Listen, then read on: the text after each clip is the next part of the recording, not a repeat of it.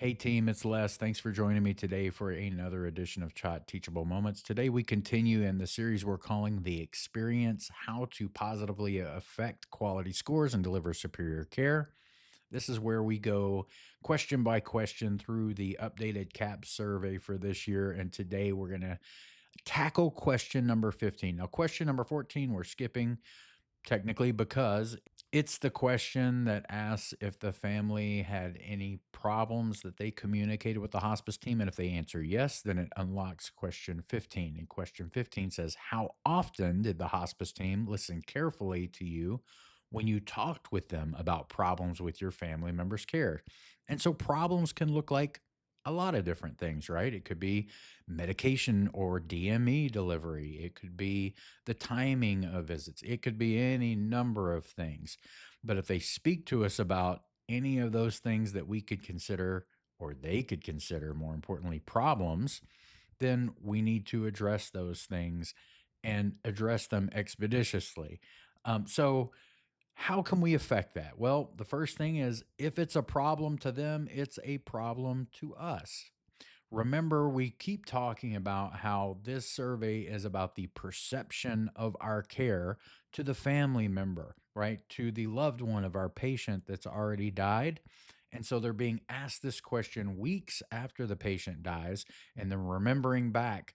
And I can promise you that if they had a problem or what they considered a problem at any point, they are going to recall how that was handled, how that was communicated. So, if it's brought to our attention that there is an issue or a concern or a problem from the family or the patient themselves, then it's a problem to us. It's something that we must address. So, we need to make those things priority to get addressed and resolved. So, if it's a problem to them, it becomes a problem for us. The second thing is address and escalate complaints or reported problems immediately, right? We don't want to sit on these things. We don't want to have a conversation with the family about something that they perceive as a problem and then sit on that for a day or two because every moment that they wait on that resolution is a moment that builds anxiety and sometimes frustration and can turn into a bigger issue. And a lot of times these are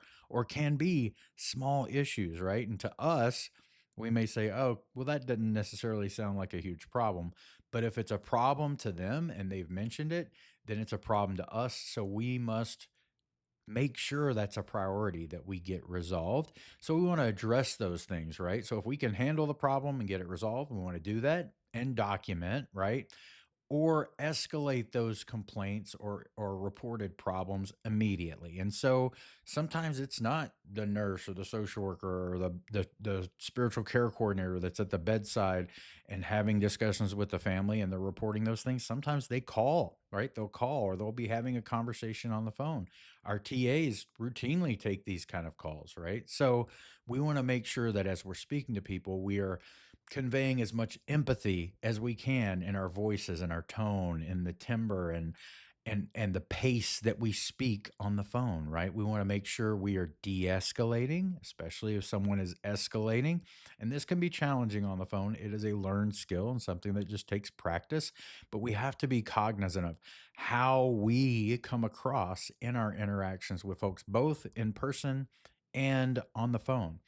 So if we receive a complaint and it's not something we can immediately handle, we need to escalate that, right, to our supervisor or the next person in the chain of command from us so they can address that.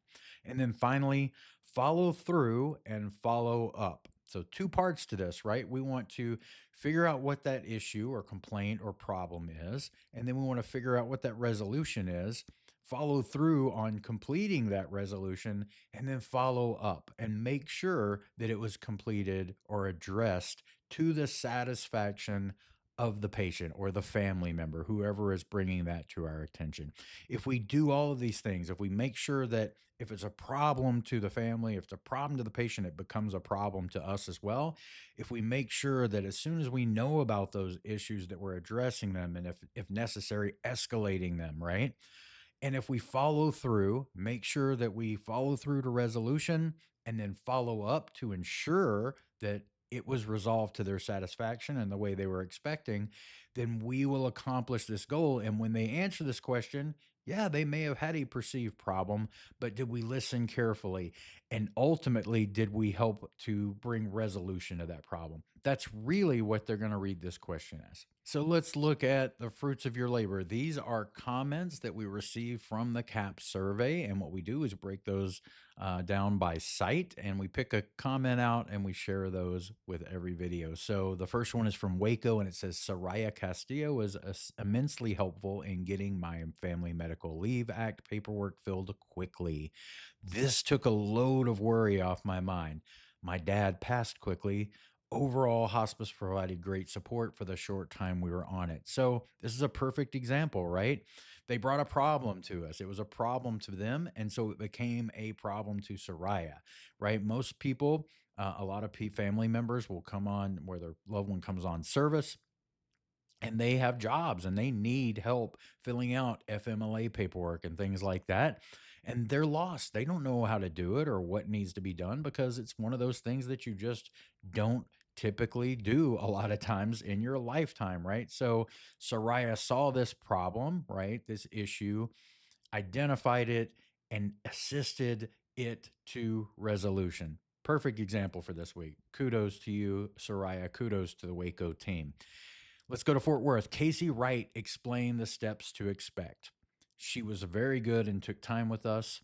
Christine Wood was cheerful and we enjoyed her visit. Jeremy Pope offered support, always prayed with us. The patient really looked forward to his visits. I would recommend community hospice to anyone. Kudos to the whole team. Kudos to all of y'all. Cleburne, thank you, Tammy, for loving my mom, and to Deb for good communication. And we're always talking in the surveys, right, about empathy and showing our empathy. And what more can you say than thank you for loving my mom? For thank you for loving the patient. Tammy exuded a sense of empathy and care and love for this patient. And Deb for good communication. That's the other thread that we continually talk about that runs through this survey is communication. So kudos, Tammy and Deb. Kudos to the entire Cleburne team. Y'all do a great job. And then Hospice House of Hughley, the team at Hospice went above and beyond to make sure all his needs were taken care of and me. I had no idea what I was doing. I will never forget their love, understanding, and care when I lost my brother. Thank you.